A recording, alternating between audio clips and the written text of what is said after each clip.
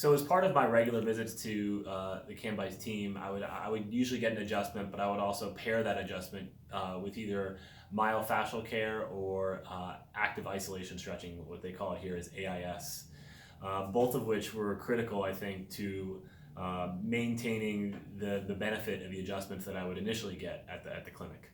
So there's two things. The myofascial care would more specifically address via manipulation the area of stress in my body. So when I would have an adjustment, we would work on my upper back and say maybe the source of the tension, and then with myofascial care often go to some of the places where there actually was the tension down in the legs. And so they would probe around and find which muscles were ropey, we called that.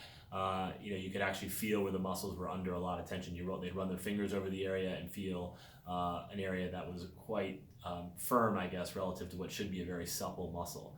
And so if there was one of those areas that was a hot spot, they would poke and prod it until the muscle released. Often it didn't fully release after one treatment, but there was a lot of progress made just with 15 minutes of that care. Additionally, it was important. They taught me to stretch your body, to make your muscles, to increase the range of motion. So all the power that a muscle has to produce can be better used as the muscle can, as your body can function as it's meant to. Over time, if you don't stretch, your range of motion becomes limited, and that does not allow your body to function as it was designed to function. And so in the case of running, if my hips are tight, I can't get full extension, I can't get my knees up high enough, I can't get my trail leg back far enough, and I'm not using all the power in my glutes to go as fast as I could go in an efficient manner.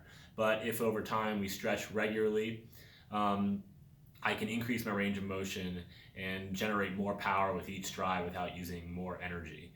And so this is not just a one-shot deal. The myo treatment and the AIS treatment has to be a regular occurrence. So I think oftentimes I would come weekly, but if I was under a lot of training stress, I was working very hard and I felt tightness in my body, I would probably come 2 times a week to be sure that I stayed ahead of any injuries.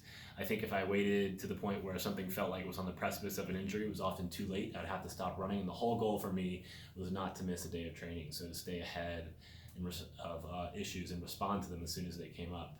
The AIS treatment, both myo and AIS, I was able to deploy some of those strategies on my own at home. So Thomas here taught me a routine where I would do stretches with a stretching rope over the course of 30 or 40 minutes.